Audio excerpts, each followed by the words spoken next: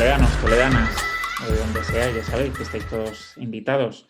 Este es el episodio número 2 de Toledaneando, que ya nos estrenamos hace un par de semanas y ahora os vamos a ofrecer un nuevo episodio que os va a llamar mucho la atención. Vais a ver enseguida que tenemos nuevos participantes porque esto va a ir rotando.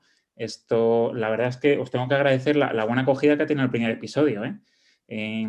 No se termina de palpar porque al final esto de las redes, tú subes un vídeo en los grupos de WhatsApp, en el Facebook y tal, pero sí que me ha ido llegando poco a poco todo el feedback de, oye, qué espabilados esta gente, cómo hablan sin tapujos, lo primero que se les ocurre. Y esa era un poco la idea de Toledaneando, ¿eh? Tener un espacio tranquilo, sosegado, donde podamos hablar sin tapujos de lo divino y lo humano, como decía yo el otro día, y hoy va a ser de algo muy concreto que nos está afectando a todos, que el título del episodio de hoy es muy claro: emigrar en tiempos de COVID.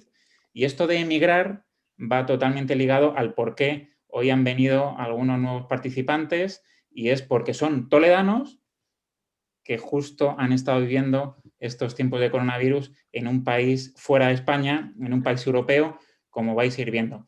Los voy a presentar. Empiezo por Patricia, que ya la conocéis, Patricia Torres, que el otro día ya estuvo diciendo que la tenemos exiliada, como ella misma dijo, en Irlanda. Buenas, Patricia, cuéntanos. Hola, buenas. Pues nada, yo soy Patricia Torres. Como no sé si para los que no vieron el otro programa, tengo 30 años, soy de Toledo y como digo yo, estoy exiliada en Irlanda porque no puedo volver a mi país por la situación que hay y por que para los jóvenes ahora mismo el planteamiento de futuro que hay en España pues es muy limitado. Entonces supongo que como yo, muchos más, no nos ha quedado otro remedio que salir fuera. Sí, sí, ahora nos contarás. Estás en Dublín, ¿no? En Dublín. Que también estás recorriendo Irlanda porque también vas emigrando dentro de Irlanda de un sitio a otro. Sí, bueno, a ver, mi idea siempre ha sido venirme a Dublín. Lo que pasa es que al principio estuve de au pair y bueno, pues la casa que me salió, vamos, estaba también cerca, estaba a 12 kilómetros de aquí. Y bueno, pues según han ido sucediendo los acontecimientos, me he ido adaptando un poco y sí, bueno, mi objetivo siempre había sido venirme a Dublín. Aunque bueno, había venido de forma temporal, pero finalmente, como otros 15.000 españoles que hay o más aquí, nos hemos terminado quedando. Bien, ¿eh? Sí, vaya dato. Ahora iremos contando ese tema. Fenomenal. Bueno, nos vamos con Jesús Barroso, que ahora no te pillamos en Portugal, pero has estado en las dos primeras olas del coronavirus, según me han contado, y nada, yo te acabo de conocer ahora mismo. O sea que cuéntanos, Jesús. Nada, eso es, bueno, mi nombre es Jesús Barroso, tengo 26 años y nada, como dices, o sea, yo estuve en Portugal de marzo a finales de septiembre, o sea que toda la primera ola me pilló de golpe, además me pilló justo 3 o 4 días después de llegar Fíjate. allí a Portugal. ¿Pero por Y estudio, trabajo? a ver, me fui en verdad porque mi novia tenía que hacer ahí un máster, Ajá. entonces yo estaba bueno, creando un negocio online, emprendiendo y bueno, como tenía la suerte de poder trabajar o intentarlo crear desde cualquier parte, pues me fui para allá con ella también, además que a mí me encanta viajar y todo ello, así que bueno, ahí estuve, Interesante. Qué bueno, qué bueno. Bueno, pues ahora nos irás contando. Y tenemos a Carlos Parra. Es toledano un poquito de adopción, como nos ha ido contando, ahora nos dirá. Y está nada más y nada menos que en Dinamarca. Ahí sigues. Sí, aquí sigo. Cuéntanos. Pues nada, bueno, de adopción porque nací en Badajoz, pero he vivido desde los 6 añitos en Toledo y tengo toda la vida allí. Y nada, yo me vine aquí para estudiar un máster. Llevo ya 1 año y medio, es decir, desde septiembre de 2019. Y aquí sigo, terminar el máster dentro de poquito y bueno, a ver qué tal. ¿Y alguna oportunidad laboral has tenido? ¿Alguna práctica en algún sitio o solo estudio? Sí, ahora digamos que aquí se lleva mucho el trabajar y estudiar. Eso, por eso. Entonces yo estoy ahora mismo trabajando en restauración, pero empiezo dentro de 2 semanas en un trabajo técnico relacionado con lo que estudio. Así que sí. Fenomenal. Bueno, pues hechas las presentaciones, nos vamos a poner ya en marcha. Hoy tenemos 3 bloques muy concretitos, aunque luego no hemos pactado absolutamente nada, solo les he dicho los títulos de los bloques, a saber lo que sale hoy. Emigrar en tiempos de COVID. Nos vamos al bloque 1.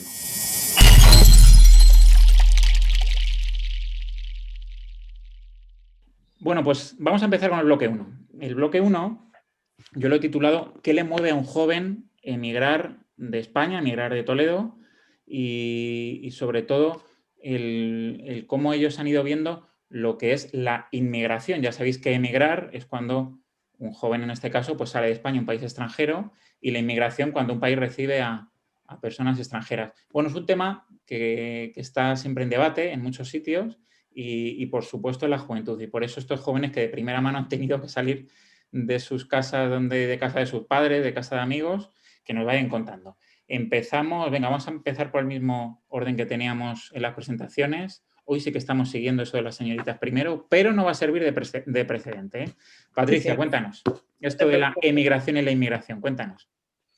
Pues nada, yo mi situación antes de venir, bueno, había estado trabajando en una tienda 3 años, la tienda pues no funcionó por circunstancias y bueno, por la crisis que veníamos arrastrando y demás, bueno, conclusión que se cerró. Estuve como un año en el paro y en vistas de que no iba a conseguir ningún trabajo, porque a ver, yo soy administrativa, entonces al pertenecer a la rama de formación profesional, en España lo tenemos muy complicado porque la gente que estudia suele estudiar carreras, entonces para un puesto de auxiliar administrativo cogen a gente que ha estudiado ADE, que ese puesto técnicamente tiene que ser para la gente que ha estudiado lo que yo he estudiado. Entonces pues te encuentras un poco con esa pared que no encuentras nada, porque donde estés tú hay 10 personas que tienen una carrera que en verdad esas personas a la larga van a encontrar algo mejor y se van a acabar yendo. Sobre todo en Toledo, que es complicado, claro, Toledo. Claro, nos quitan el trabajo a la gente de formación profesional.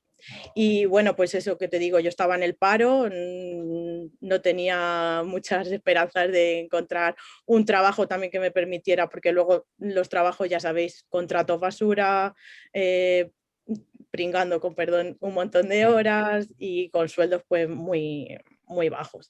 Entonces también el sueño de mi vida es irme a una isla paradisíaca a dar cursos de buceo y claro, para eso pues necesitaba hablar inglés.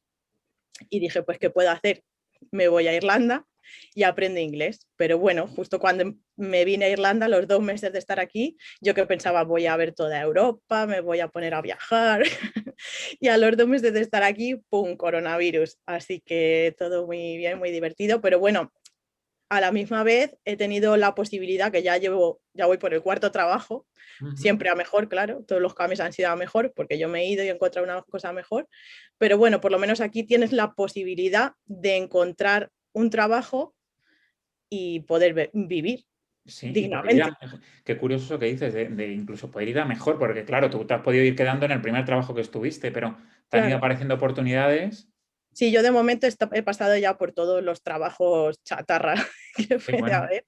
Sí, pues empecé de au pair, estuve, 5 días de cleaner, porque no, eso no era para mí definitivamente. Y luego estuve también... Oye, cuéntanos qué es eso de au pair, que alguno que nos está oyendo. Perdón. Bueno, au pair, que hay muchísimas chicas españolas y chicos también. Sí. Somos chicas, bueno, personas que vienen a cuidar a los niños de una familia irlandesa o también puede ser de otra nacionalidad, pero generalmente irlandesa porque quieres aprender inglés, porque yo la primera que vine me tocaron una familia rusa, que a los 10 días me tuve que ir, evidentemente, solo hablaban ruso. Y bueno, pues eso, a cambio de casa, comida, y normalmente te dan un dinero que se llama dinero de bolsillo, que suelen ser unos 100 euros a la semana, 150 como mucho. Yo la verdad es que tuve mucha suerte porque mi familia era genial y luego me dejaban el coche y todo. Muy bien, súper majos, conmigo se portaron muy bien. Y en la pandemia que estuve sin trabajar, me pagaban todas las semanas, aunque no hiciese nada. Qué barbaridad, no. Lo de condiciones ahora iremos hablando. Por ir alimentando un poco el debate. A ver, Jesús, cuéntanos. Bueno, yo, a ver, no es... De rebote, ¿no? Claro, fue una cosa... Sí, a ver, yo no es el típico caso de fuera a buscar trabajo. A ver, yo sí que pienso, obviamente, que bueno, la situación actual laboral en España es muy mala y lo tenemos muy, muy complicado. Entonces, el principal motivo por el que los jóvenes al final emigran de España es por trabajo, obviamente. Pero bueno, en mi caso, a ver, yo siempre me ha gustado viajar, conocer el mundo y bueno, soy consciente de la edad que tengo y que pienso que si no aprovecho ahora mismo las oportunidades que tengo de irme fuera, ya en un futuro cada vez van a ser menores. Entonces, yo siempre que he podido he emigrado aquí dentro de España, del propio país, y luego también me fui fuera y bueno, sí pasé por distintos países que estuve viviendo fuera y nada, bueno, sí, al final terminé en Portugal, que fue el último país en el que viví, de fuera de España. Y ahora tu idea es volver a Toledo, dices, ¿para trabajar ya o estudiar? O porque ¿qué formación Sí, tienes, Jesús? yo estudié Derecho y Criminología. Ajá. Luego hice el máster de acceso a la abogacía y demás y soy abogado. Lo que pasa es que estos 2 últimos años me metí de lleno aparqué un poco ese tema y me metí de lleno a estudiar temas de marketing digital y bueno, emprendimiento digital para crear mi propio negocio online relacionado principalmente con los viajes. Entonces, claro, llevo un año luchando contra corriente, por así decir, y con toda esta pandemia que nadie se la esperaba, lógicamente, pues me ha sido imposible poder desarrollar y vivir de ello por ahora. Entonces, creé 2 proyectos, esos están creados. Mi idea es retomarlo en un futuro, pero bueno, cuando pase todo esto. Mientras tanto, mi idea es, esta semana ya vuelvo a Toledo y a trabajar de abogado. Vale, bueno, no, mucha suerte, nos irás contando. Muchas gracias. A ver, Carlos, claro, eso, irte a Dinamarca para seguir estudiando y tal, ¿qué pasa? ¿Que algo más específico que eso en España no lo encontrabas? ¿O? No, bueno, a ver, es cierto que yo estoy estudiando ahora un máster en ingeniería de datos, ¿vale? Entonces, bueno, sí es algo que quizá en España todavía está creciendo. Aquí, comparado con lo que he visto aquí ahora mismo, a España le queda, por así decirlo, todavía mucho que andar en ese plano.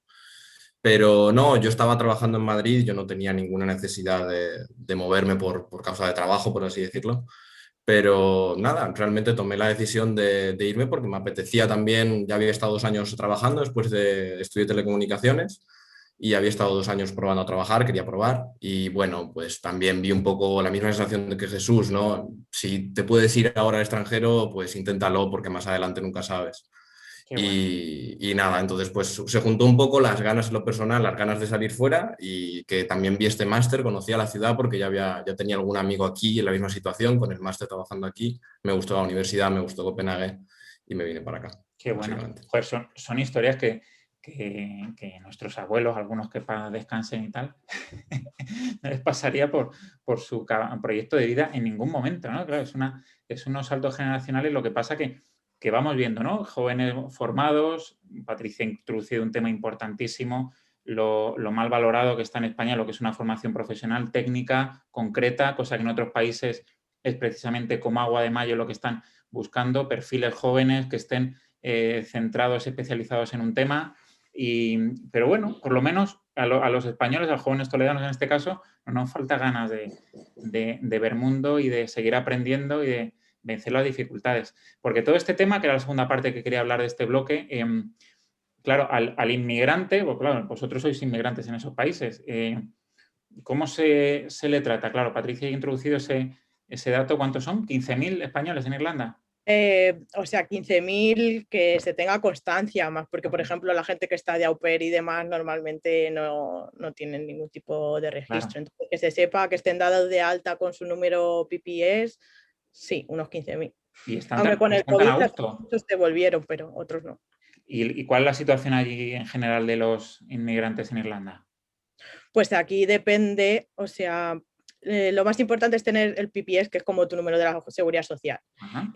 Si ya estabas trabajando no has tenido ningún problema, porque en caso de que tu empresa haya cerrado, la gente está en casa recibiendo 340 euros todas las semanas, religiosamente. Entonces, bien. Y yo, pues la verdad es que he estado todo el rato trabajando, así que no he tenido ningún problema, pero sí que tengo amigos que han estado cobrando desde marzo la ayuda y siguen cobrándola porque la han ampliado. Entonces llevan ya prácticamente un año cobrando su ayuda sin ningún tipo de problema. Fíjate, Portugal es a lo mejor un caso más parecido como España, ¿o que tiene los mismos problemas de inmigración y tal, lo que hayas visto por ahí, Jesús? ¿O? Es que, claro, me pilló justo, llegué y a los 4 días confinado en casa. Sí. Entonces, el poco contacto que he tenido con inmigrantes y con gente en general ha sido allí en donde vivíamos, que era una mini residencia, por así decir, que se queda allí mucho compartida. Éramos como entre 10 y 12 personas todos inmigrantes, claro. De Portugal no había nadie. Entonces, esa es la poca relación que he tenido, la verdad, con otros inmigrantes. Sí, sí, no, la verdad los problemas son muy parecidos. Bueno, ahora nos contarás anécdotas del coronavirus. Y Carlos, joder, un día que hablemos yo es que mi formación es todo tema de movilidad urbana y tal, la meca de la movilidad urbana siempre es Copenhague para mí, yo cuando estuve. Yo recuerdo abrir un día la ventana del hotel y ver que había atasco de bicicletas, ¿no? Y era hace unos años, una cosa. Y luego todo el tema de ayudas sociales y tal, que Dinamarca es como otro mundo.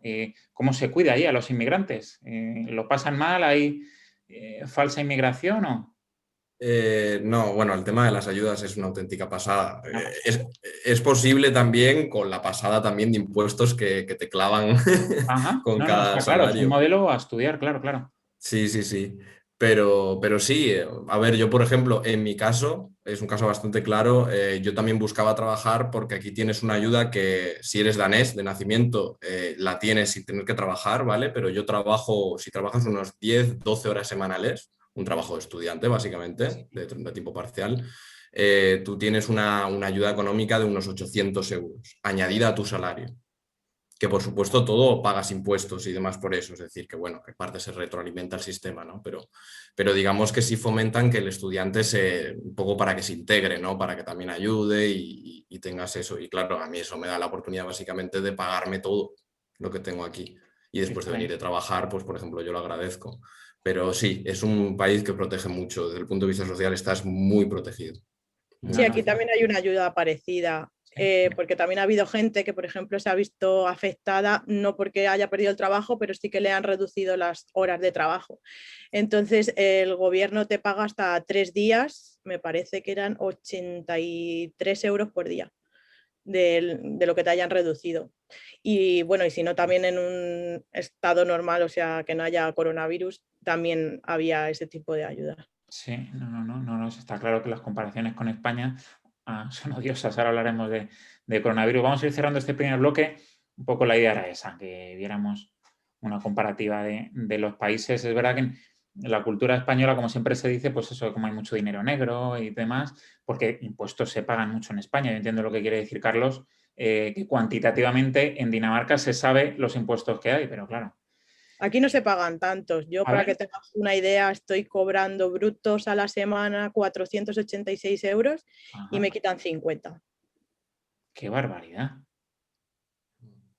No, aquí, por ejemplo, yo tengo trabajo a tiempo parcial que en principio es un ingreso que no debería tener mucho impuesto, ¿no? Pues pago 36. Y si es un trabajo a tiempo total con un sueldo, bueno, de ingeniero, que es la gente básicamente que conozco yo, son 50% de impuestos.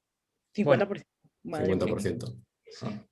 Sí. Es Bueno, en España sueldos altos con IRPF un poco normal se acercan al 40, ¿eh? Sí, es una cosa.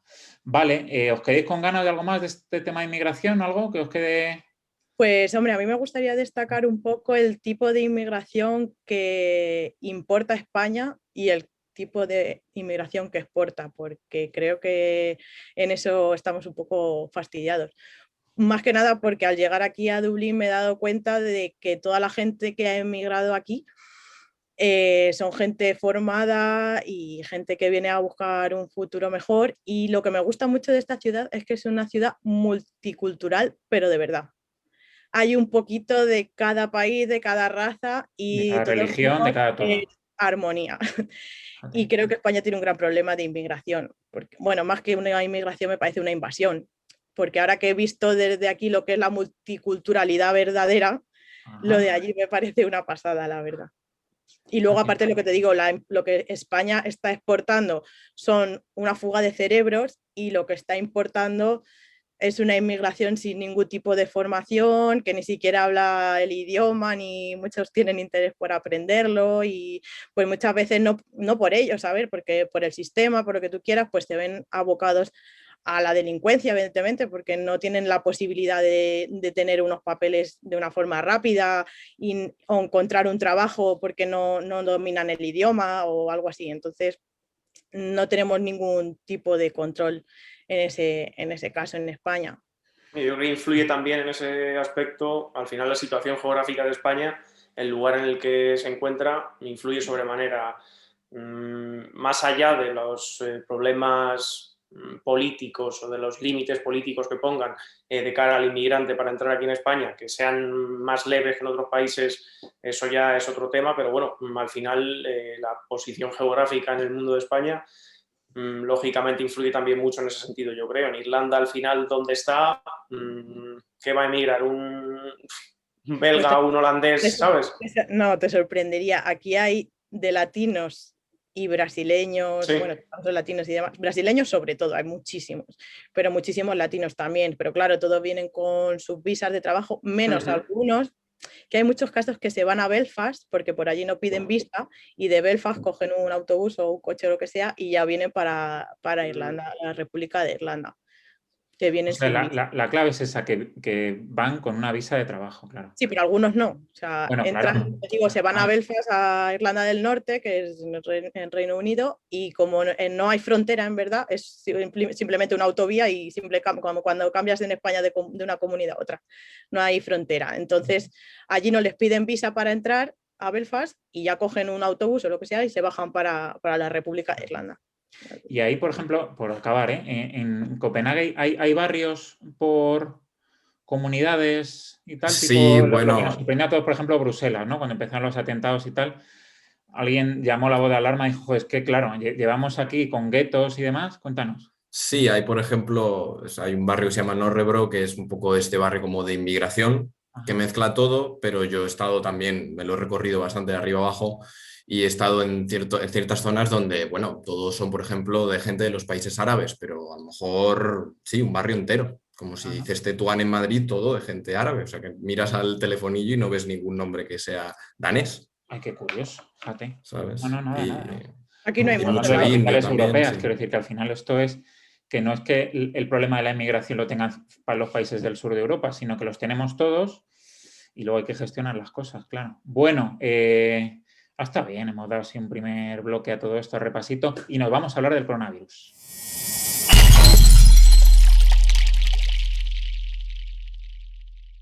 Ya estamos aquí para hablar ya, sí, del coronavirus. La idea es que hagamos una experiencia un poco general todos de cómo ha sido el coronavirus y cómo está siendo a nivel un poco social, de ese impacto que fue primero en cada una de las sociedades en distintos países y cómo ha ido evolucionando. Al principio todo lo veíamos como que era 15 días, estado de alarma 15 días, y cómo la cosa fue pasando y iba calmando el desánimo en la sociedad, y eso nos tienen que contar aquí nuestros contertulios. Venga, vamos a empezar por Jesús, que fue el que le pilló ahí más de rebote en Portugal. Porque además Portugal, de política vamos a hablar un poco más el tercer bloque, pero yo recuerdo que fue casi a la par en España el estado de alarma, creo que lo decretó un día antes o algo así, el presidente me parece que se confinó, ¿no? Sí, pero bueno, ya datos más concretos no hablamos más adelante, pero bueno, al final el estado de alarma se decretó prácticamente el mismo día, Sí. pero claro, los casos que se conocieron en España se conocieron de hace muchísimo antes que en Portugal, entonces el tiempo de reacción fue muchísimo más breve en Portugal. Porque en Portugal había menos casos, ¿o qué? ¿O Sí, cómo? en Portugal los dos primeros casos fueron el 2 de marzo de 2020, creo. Y para que os hagáis una idea, el 11 días después ya, el 13 de marzo, decretaron el confinamiento, con apenas poco más de 100 casos había en todo el país y ya decretaron el confinamiento. Entonces, esto lógicamente influyó a nivel social una barbaridad. No fue como aquí en España, que yo creo que decretaron el confinamiento a los 4.000 o 4.000 y pico casos que había. En Portugal, claro, había 100, lógicamente, si confinas cuando hay 100, no se va a disparar como si confinas cuando hay 4.000 y pico casos. Entonces todo fue como mucho más suave. Esa primera ola fue mucho más suave, se vivió, sí, bueno, con preocupación, lógicamente, no solo por Portugal propiamente dicho, sino por lo que ibas viendo de otros países y sobre todo yo de España. Pero... Sí. No, primer dato claro, que hubo un tiempo de reacción en Portugal, clarísimo. De hecho, el jefe de Estado se autoconfinó desde el principio, el 8 de marzo, algo así, como mandando un mensaje a la ciudadanía de que había que confinarse antes de decretar el estado de alarma, sí. Pero es que además, antes de que se decretara el confinamiento, tú ya ibas por la calle y veías la gente que prácticamente no sale a la calle. O sea, ibas, bueno, no andando solo por la calle, pero con muchísima menos gente de la que habría.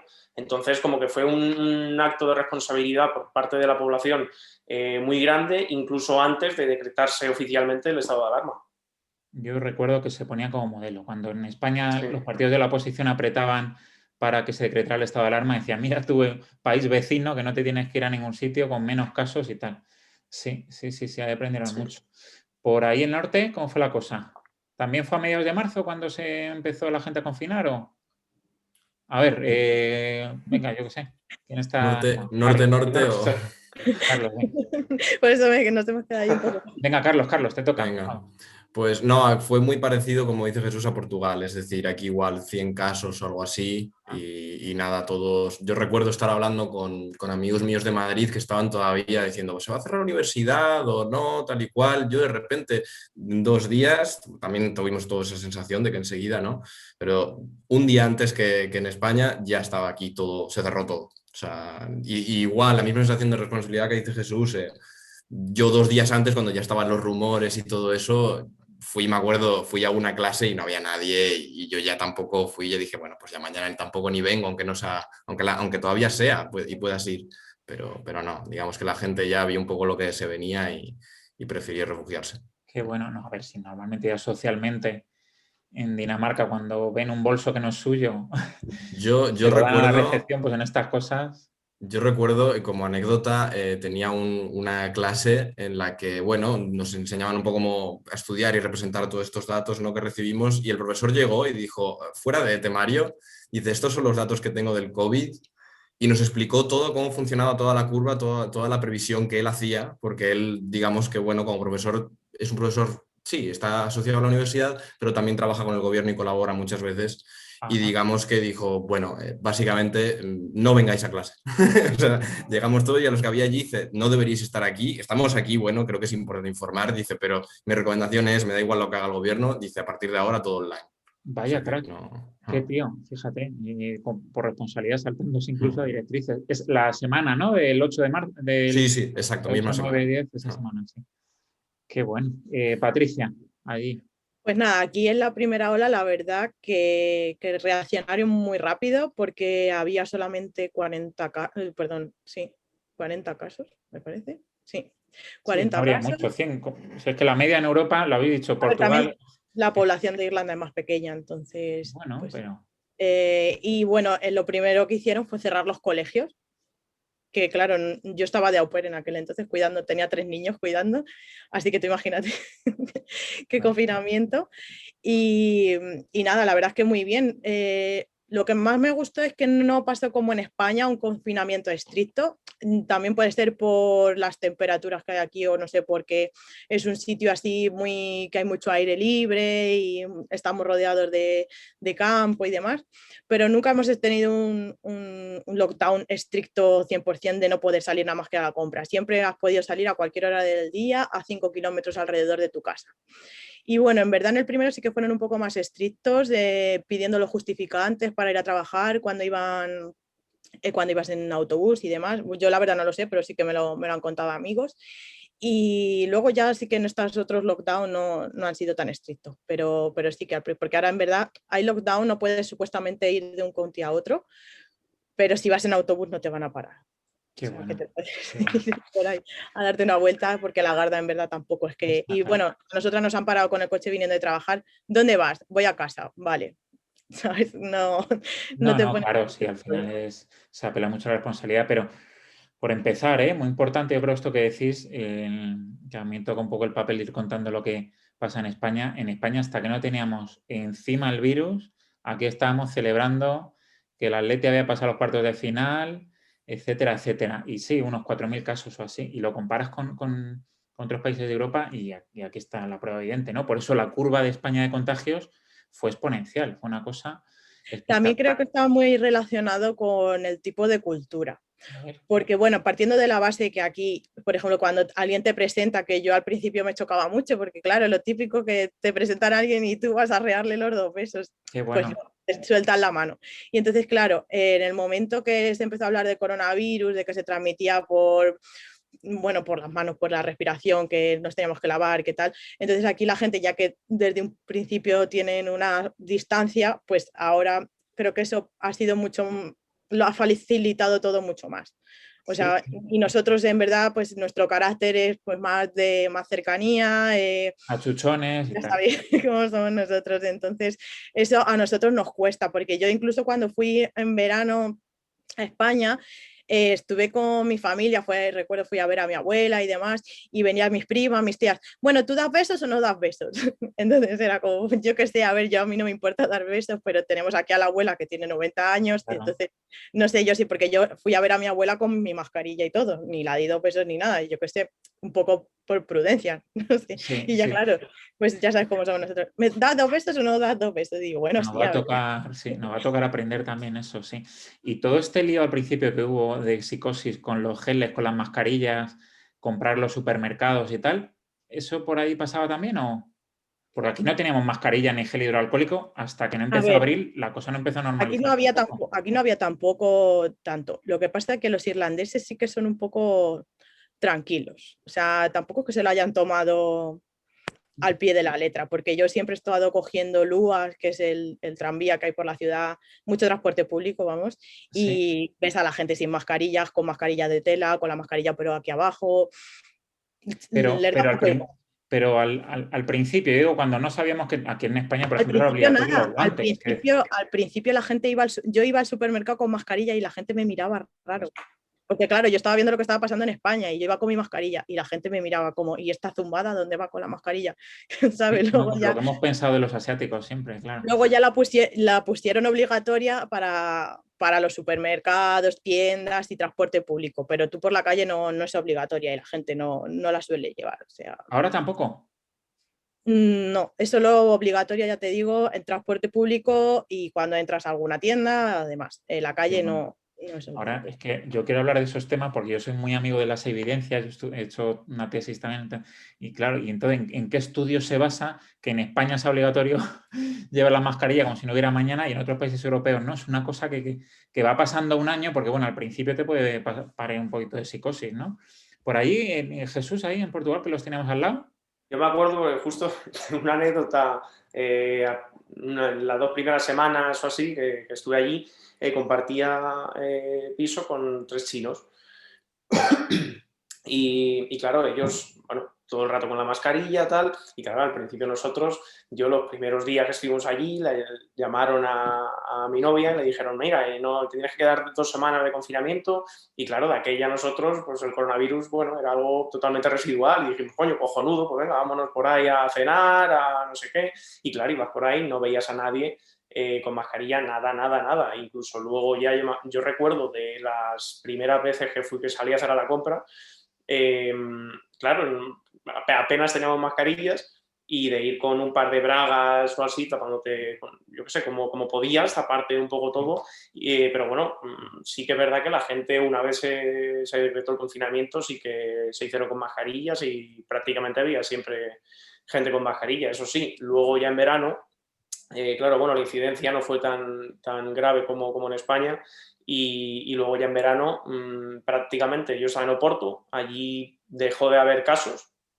nuevos y en verano no era obligatoria la mascarilla, yo sí que la llevaba prácticamente todo el tiempo porque, bueno, no sé, me daba un poco de respeto todavía a la situación, pero sí que es verdad que no era obligatoria y que ibas por allí y, bueno, lo mismo te encontraba gente con mascarilla que sin ella. Entonces, mucho más relajado, justo después de esta primera ola, en verano, muchísimo más relajado, prácticamente haciendo vida normal. Qué cosas. Allí, Carlos, ¿cómo son así tan cabalitos los daneses? Bueno, ¿Había material los EPIs estos o...? el dato de mascarillas no voy a hablar porque de mascarillas me puse la primera para ir a España en julio. O sea, no me puse una mascarilla hasta julio. No, pero cuéntanos por qué, porque en principio no estaba como muy obligado. Bueno, aquí se hizo una cuarentena, es decir, bueno, como ha dicho también Patricia, solo que ya incluso más heavy, es decir, aquí no se te ha prohibido ir mientras que tú estés en Dinamarca, tú puedes moverte donde quieras. No, nunca se te ha encerrado en casa, nunca, ni siquiera se te ha puesto un distanciamiento de 5 kilómetros.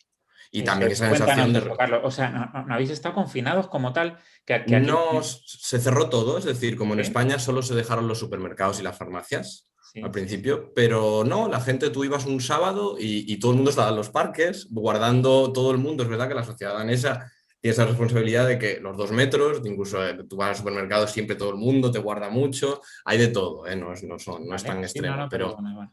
pero están muy concienciados con eso. Hubo también problemas con el gel hidroalcohólico. Yo recuerdo de un día ya encontrar geles y nos lanzamos todos a por los geles, porque sí que había escasez. Igual también con test y todo eso, al principio también se notaba que no llegaban, ¿no?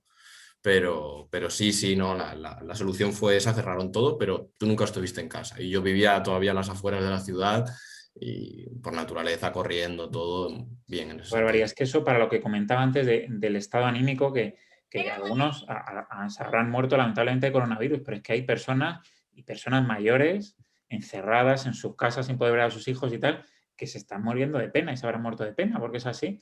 Este toque social, yo creo que nos ha faltado, por lo menos desde España, mucha, pues eso, poca empatía, ¿no? Porque al final... A mí la verdad es que desde España me dio un poco de psicosis porque yo los 3 primeros meses de la pandemia estuve encerrada en casa, que mis amigas de aquí se reían y digo, bueno, yo prefiero estar, más vale prevenir que curar. Por lo que te contaban de España, claro. Exactamente, sí, porque yo siempre estoy escuchando, tú lo sabes, Vale. noticias y demás, todas las mañanas escucho las noticias y pues ya lo que estaban contando, que ya lo llevaban diciendo de unos meses antes, pues claro, te preocupabas.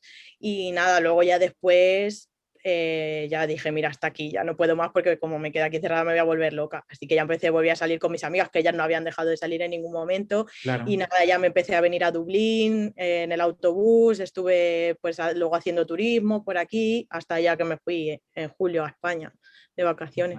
Qué bueno, qué bueno. Bueno, como tenemos que hablar de políticas, que ya no están del coronavirus, cerramos este bloque segundo que hemos hablado así de cositas sociales y ya acabamos este episodio 2 de Toledaneando.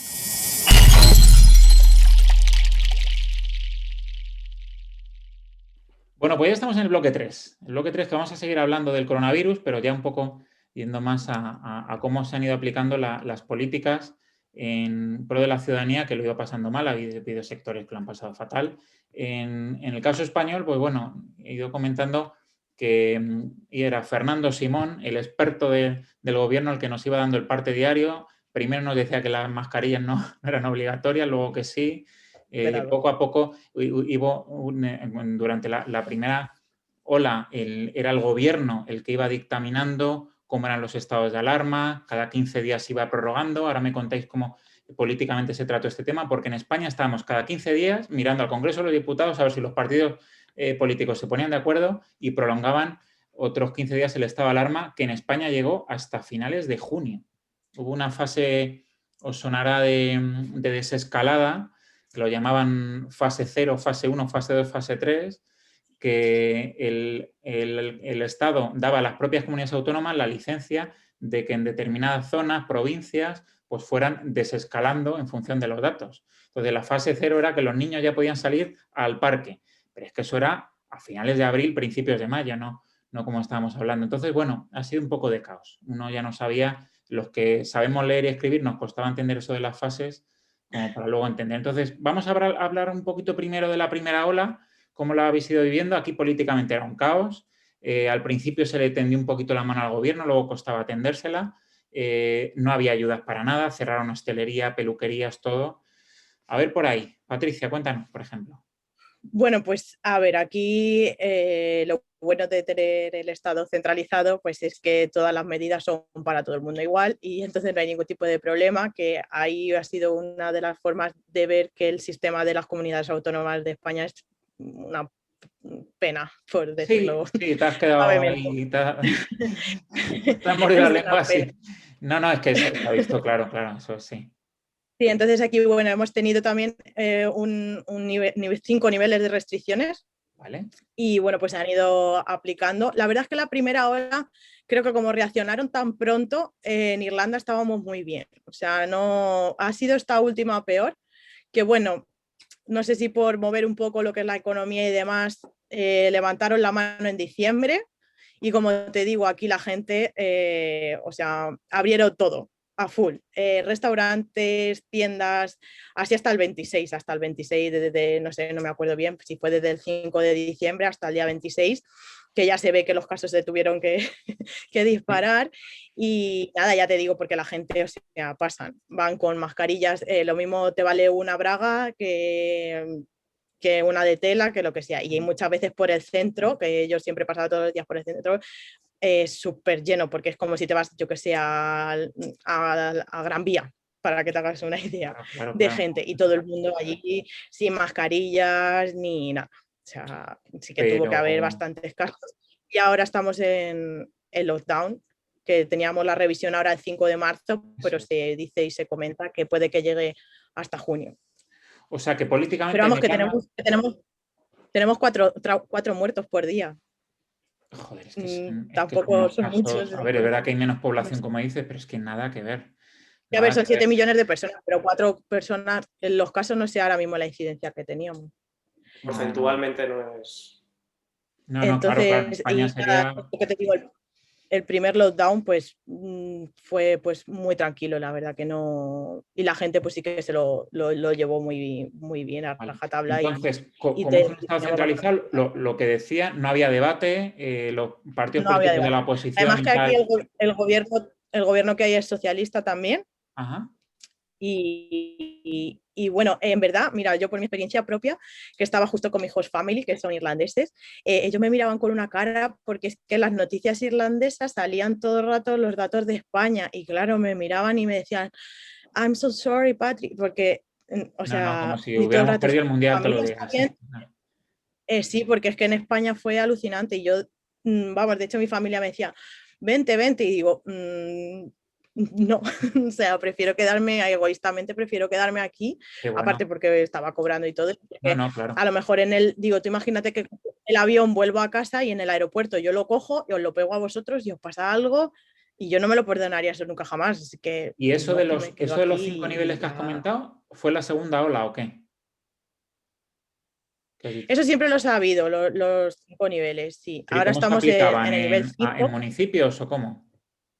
No, general. Esto va. Lo que ahora mismo estamos en el nivel 5, que es el más estricto, que no puedes cambiar de county, no puedes irte de uno a otro. Aparte, tienes que estar supuestamente confinado en casa, pero bueno, puedes ir a la hora que quieras a caminar a 5 kilómetros alrededor de tu casa. Pero bueno, es que eso es lo que te digo, que aquí la policía, para que os hagáis una idea, no lleva ni pistola. Entonces, es muy complicado controlar a la gente. Bueno, pues tienen apela a la responsabilidad ciudadana. Sí, tienen en ciertos puntos de Dublín controles, pero tú vas en autobús, que yo me muevo en autobús y a los autobuses no los paran. Entonces, lo cual quiere decir que yo me cojo un autobús y me voy donde yo quiera. Me puedo cambiar de condado o lo que sea. Vale. O sea, luego, las tiendas... 5 niveles... Y las tiendas están todas cerradas. Las tiendas están cerradas y luego los restaurantes y pubs pueden abrir solo para takeaway, para llevar. Vale. Bueno, ahora hablamos de la hostelería, vamos por ir pasando. Carlos, a ver, por ejemplo, ahí en Copenhague. Nada, como he mencionado antes, aquí también se cerró todo, pero nunca restringió el poder salir de casa, tú podías salir siempre. Sin mascarillas sí tengo que también destacar un poco... Siempre, digamos que yo he tenido sensación, también la he tenido, por ejemplo, con Alemania, con Merkel, y es que se le abre un poco a la ciudadanía bastante más transparente y sobre todo como con una sensación más científica. Es decir, pensamos que esto puede evolucionar así, ¿no? Nos basamos en estos datos y todo eso. Y bueno, pues si tú no lo entiendes, en general son muy sencillos, puedes buscar siempre más información o puedes eso, pero las medidas son sencillas. Yo recuerdo este ejemplo, ¿no? De que en Toledo cada vez que se cambia de fase hay que mirar una tabla. Totalmente. Y a mí me parece una locura, o sea, no lo entiendo. Aquí son 4 o 5 relacionadas, pues en plan, pues entrar en interiores tienes estas 2 normas, ¿sabes? Mascarilla obligatoria y tal. Son 2, 3, 4 cosas muy sencillas, entonces cada vez que las cambias es muy claro. Y luego también, sí, la responsabilidad ciudadana, es decir, si una medida se cambiaba una semana antes, digamos, que la gente ya empezaba a adoptar esa medida, sin que tú les obligases a ello. Qué bueno, y has dado muchas claves y muy rapidito de tratar a la gente como adulta sin necesidad. Ay, que me pone conexión inestable, no. Sin necesidad, pues eso, de andar con tontería. Yo aquí, después de la primera ola, no sé si os llegaría por allí hubo, creo que fue el lunes 25 de mayo, que lo tenía por aquí, en todos los periódicos, todos, hubo una portada pagada por el gobierno que costó 5 millones de euros, que decía, salimos más fuerte. Era como una campaña de propaganda, decir que aquí no pasa nada, que todo lo estamos haciendo bien, y eso a la gente le ha mosqueado mucho, de verdad, que no se nos trate como adultos. Dime. Exacto, yo creo que, por ejemplo, en el caso de las mascarillas se quiso cubrir como una especie de desabastecimiento de mascarillas o incluso eso, ¿no? Quizás puedo entender que a lo mejor no se tuviese sensación de seguridad si era si servía o no, pero en ese caso a lo mejor lo más inteligente es decir, oye, pues no tenemos mascarillas para 50 millones de personas, obviamente no estás preparado para eso, pero bueno, a lo mejor poneros algo, cubriros la boca porque no lo sabemos y en cuanto lo confirmemos, pues igual cubriros la boca. Yo recuerdo que en Polonia tenemos un amigo, Jesús y yo en común, que vive en Polonia, y Polonia hizo eso, es decir, no tenemos mascarillas, no tenemos. Entonces, cubriros la boca. Por lo menos No es la darle la no es la posibilidad misma de que ellos se lo pero... fabriquen, porque también ha habido mucha gente que las ha hecho de tela e incluso al final yo tengo una amiga allí en España que al final las ha homologado y todo y joder, por lo menos eso, un vídeo de decir, pues mira, toma, así podéis hacer una mascarilla segura, aunque no tengamos ahora mismo Sí, eso es la lo posibilidad. eso es lo que hemos quedado, que se nos haya como escondido un poco el problema que tenía. Yo recuerdo a Merkel decir desde el principio, es decir, esto se va a acabar cuando el 70% de los alemanes se contagien. Una cosa, una frase, y poco a poco han ido pasando los meses y va a tener razón, ¿eh? Bueno, al final esto es hasta que la inmunidad Yo sé de que al rebaño... final lo que va a valer es la inmunidad de rebaño, que de la Eso que lo tanto dijo hablan. Merkel en la primera semana de marzo, cuando nosotros estábamos aquí, que sí, viendo al Atlético en el Liverpool y tal. Bueno, en fin. Jesús, no nos calentemos. Cuéntanos. Sí, bueno, allí en Portugal, bueno, hubo confinamiento total y desde el punto de vista político yo no recuerdo ver como aquí en España tanto choque político. Bueno, es que también yo creo que en ese aspecto, en el aspecto de la división política, España, si no es el número 1 del mundo, poco le faltará, desgraciadamente. Entonces, antes era con Italia, pero ahora no, ahora le estamos ganando, sí. Sí, pero bueno, yo allí la verdad que no lo recuerdo un choque Qué tan a pie de calle sobre todo. Bueno, pues ibas viendo cómo pasaban las semanas, confinamiento de 2 en 2 semanas igual, y bueno, ibas cruzando los dedos para que levantaran el confinamiento, pero bueno, sin más, o sea, con una normalidad y una naturalidad lógica, creo yo, como debería haber sido en... Qué bueno, qué bueno. Joder, la verdad es que las comparaciones... Bueno, por acabar con temas de las ayudas y demás, ¿no? Es verdad que hay muchas reformas que hacer en los países, pero al final ha habido sectores que lo han pasado muy mal. En España, la única política que se aplicó es la de los ERTES, que también ha habido mucho debate político de irlos prolongando, de aquellos trabajadores con cuenta ajena que, bueno, que por lo menos siguieran cobrando una parte de su sueldo sin poder trabajar. Pero claro, sectores de autónomos que dependen de abrir la persiana todos los días y ahí el Estado se han sentido muy desamparados. Hostelería, por ejemplo, centros deportivos y demás. ¿Qué tal por allí? ¿Les han dado ayudas directas? A ver, vamos a empezar con Jesús ahora, venga. Y ya como hemos acabado contigo. ¿En Portugal qué te suena? ¿Ha habido plan manifestaciones y tal como ha habido aquí de la hostelería? Allí en Portugal, la verdad que durante la primera ola, el tiempo que estuve allí yo, no oí nada de manifestaciones ni problemas. Bueno, como que la gente había asumido lo que había, que al final no es culpa de nadie, llegó y llegó, se adaptó y cuando terminó el confinamiento, que también es verdad que terminó antes que en España, pues se pilló mucho antes también, hombre, la incidencia lógicamente fue menor. Entonces, desde ese punto de vista, no fue, ya te digo, no fue una revolución social tan grande como aquí en España. Sí, luego ahora, por ejemplo, sí que es verdad que ha sido como la cara y la cruz, ¿no? La primera ola fue el país admirado y ahora es de lo peor, vamos. Bueno, en enero, la segunda mitad de enero, tenía la tasa, Portugal, la tasa de COVID más alta de la Unión Europea. Por cada 100.000 habitantes. O sea, pegó un vuelco. Yo creo que al final eso también vino un poco a raíz de esa relajación de medidas, ¿no? Tanto de medidas como de la gente que vio que, bueno, que se llevó muy bien en Portugal y tal. Y bueno, pues no es tan grave, por así decir, y al final, pues mira lo que vino. Ahora sí que estaba Portugal con el tema de las ayudas y demás. Y creo que iban a invertir 7.200 millones de euros en ayudas nuevas a pymes, a desempleados, o sea que sí que iba a haber una ayuda muy importante ahora. Está claro. Con esto de Portugal queda claro que ayudas restrictivas tenía que haber. Lo que yo también he visto es la falta de evidencias. Ahora, por ejemplo, en la segunda ola en España se ha aplicado mucho lo del toque de queda, lo de limitar las reuniones, el número de personas en las reuniones, tanto en las cafeterías como en casa, cosa que en la primera ola, cuando en finales de junio y en julio estábamos algunos dándonos algún bañito de fin de semana en la playa de Valencia, no había ese tipo de restricciones. Entonces, claro, esas faltas de evidencia es lo que pues hace que, bueno, que claro, que la hostelería, por ejemplo, es una gran perjudicada. Allí en Dinamarca, por ejemplo, Carlos, la hostelería y tal lo ha acusado, que al final es otro modelo productivo. En España es que la hostelería y el turismo, ya sabéis. Sí, a ver, bueno, influye por supuesto todo, ¿no? Por ejemplo, en mi opinión, los países grandes están en peor posición siempre. Cuanto más población, más Claro. difícil es gestionarla, es decir, eso está claro, pero bueno, luego también la deuda pública no es comparable. La de Francia, España y demás no es comparable con la deuda pública que, por ejemplo, seguro tiene Irlanda o tiene Dinamarca. Sí. Entonces, eso te da más poderío a la hora de defender cuando de verdad tienes que defender. Aquí, por ejemplo, las ayudas son a partir de cuando cae los ingresos un 30%, dan ayudas a las empresas y en concreto en restauración sé que si, me parece que se le paga el 70 o 90% del salario lo paga el Estado, mientras que no puedan abrir y a pleno, porque ahora mismo están totalmente cerrados, al menos en esta condición prácticamente lo sostienen prácticamente entero el gobierno.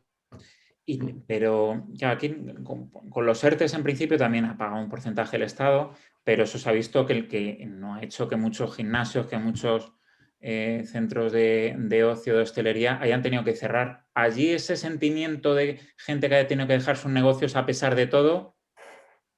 Han aparecido las manifestaciones, de hecho han aparecido las caceroladas ¿Vale? en enero, han aparecido, sí, porque digamos que desde el 12 de diciembre aquí, bueno, tenemos la relación de que entre Dinamarca y Reino Unido hay una relación económica muy grande y la cepa británica aquí se detectó enseguida, y entonces ya se estima, me parece que hay un 30% de los casos de aquí de coronavirus son cepa británica. Y el gobierno un poco ha explicado a la población eso y en consecuencia dice, no podemos permitir ir con este conocimiento, no podemos permitir meternos en Navidad. Entonces cerraron todo el 12 de diciembre, antes de Navidad, se cerró todo y estamos casi igual que la primera cuarentena. O sea, lo único que ahora mismo puedes ir a las tiendas a recoger las cosas, tú compras online y puedes ir a la tienda a recogerlo. Vale. Pero tú no puedes entrar en las tiendas, ni siquiera el comercio minorista aquí se le protege un montón. Fíjate. Entonces han aparecido las primeras protestas ahora contra el gobierno a partir de enero y hay manifestaciones cada 2 o 3 semanas, aparecen las cacerolas, sí. Pues que el problema de esto, y lo estoy dejando en evidencia, es que las restricciones tiene que haberlas, pero claro, cada país lo ha gestionado de una manera como en Dinamarca me llama mucho la atención cómo se ha cuidado que la gente puede ir a los parques guardando distancias de seguridad, porque al final eso es lo que da vida. Es que es una cosa. Y luego, por supuesto, que ha habido restricciones. ¿Lo del toque de queda se ha aplicado también? No, para nada. Y Lo lo del del toque de queda, parque por ejemplo, que ahora se ha puesto de moda en España y no sabemos por qué. porque lo hicieron los franceses. Sí, ¿no? Fíjate. Italia también, creo. También lo impuso. Vosotros no, ¿no? Ni en Dinamarca ni en Portugal.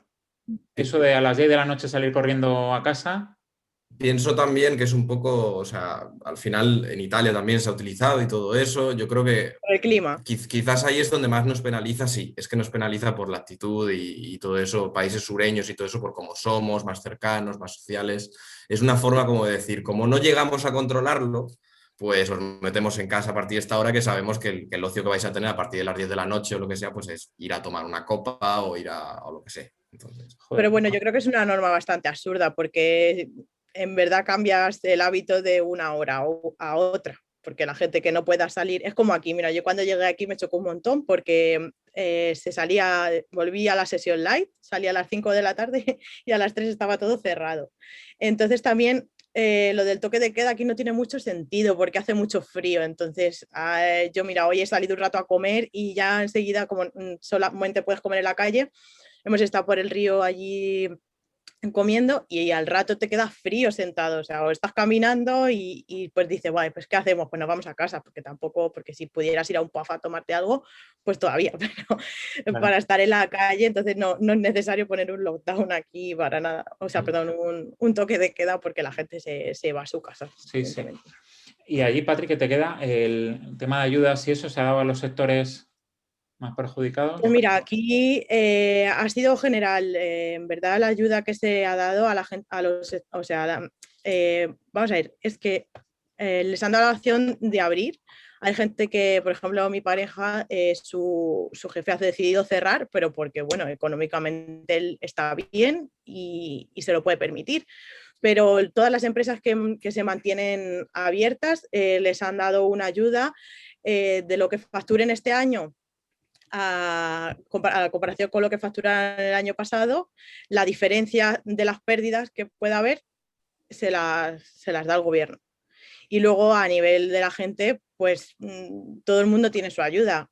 Sí que al principio hubo un poco de descontrol porque yo conozco gente que vino, no trabajó, se sacó el PPS number y cogió y pidió la ayuda. Entonces al principio sí que hubo un poco de descontrol y dieron la ayuda de 340 euros a todo el mundo. Luego sí que lo han estado mirando y al final ahora le han puesto, tienes que trabajar haber trabajado un mínimo de 6 meses en Irlanda para recibir la ayuda completa. Si no te dan una parte de la ayuda, que eso me parece 180 euros a la semana, estamos hablando. Qué bueno. Y bueno, y así luego han facilitado el tema de los alquileres, también han facilitado mucho a las empresas el que la gente pueda trabajar desde casa. E incluso todo el gobierno, toda la gente que trabaja para el gobierno, administraciones y demás están trabajando desde casa, que sí que van un poquito más lentos, supongo, porque yo también pero lo han impulsado hasta aquí en España. Mi madre adoptiva trabajaba para AXA, para los seguros AXA, y claro, la pobre allí en casa con 3 críos chillando, corriendo como locos, y porque yo la echaba una mano, tú imagínate, eso es un caos. Entonces, sí, por una claro, hay que acostumbrarse, pero ha sido bueno. Y nada, la verdad es que en ese sentido, pues la gente no... Yo las únicas manifestaciones que he visto aquí han sido de negacionistas, la verdad, que decían que la pandemia eran las televisiones y demás, que lo subía a mis redes sociales y poco más, la verdad es que no, Oye, pues ningún tipo de manifestaciones. Para acabar también es una aportación muy buena, que negacionistas hay en todos los lados, ¿no? Sí. ¿No? Por allí, por Portugal, Dinamarca también, sí. Siempre hay algunos que dicen que esto del virus lo han inventado y sí. Siempre aparecen, sí. Siempre hay un Miguel Bosé por ahí suelto. Sí. Bueno, pues, joder, qué ratito más. Bueno, ya sí, 3 diferencias con España.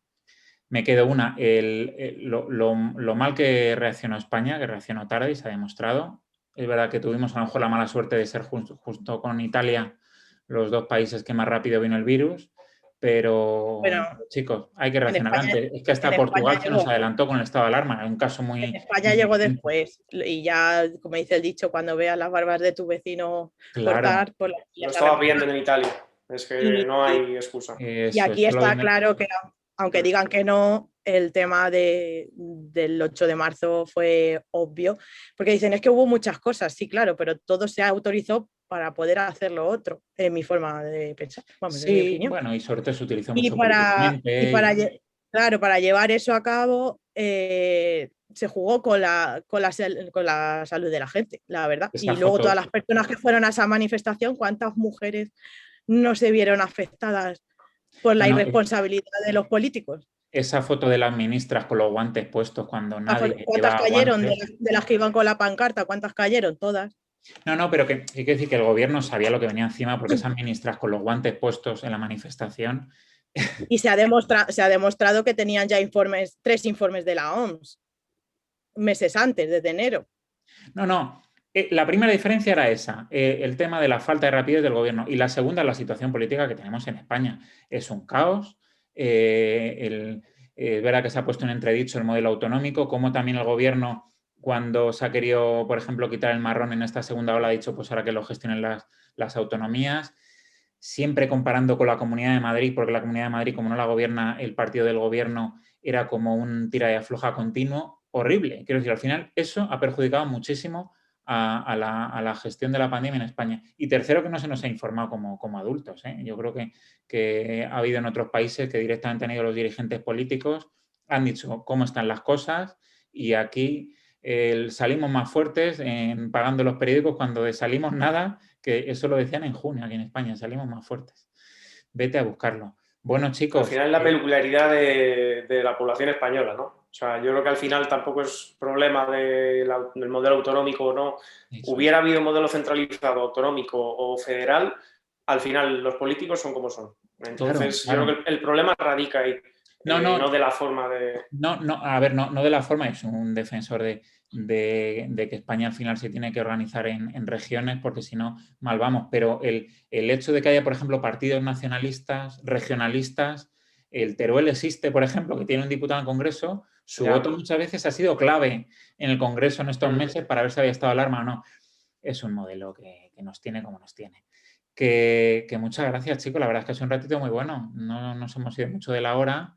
Habrá más, ¿eh? Carlos, Jesús, aunque habéis venido aquí es profeso por este tema, hablaremos ya, Jesús, cuando te tengamos por aquí en Toledo y veas cómo está la ciudad. Hablaremos mucho de Toledo y Carlos, pues nada, cualquier cosa. Yo el día que hablemos de movilidad urbana, te avisamos seguro, porque hay mucho que hablar. Toledo van pasando los años y sigue con el mismo modelo de movilidad y casos como Copenhague, hoy hace unos años Copenhague la gente no se movía como se mueve ahora.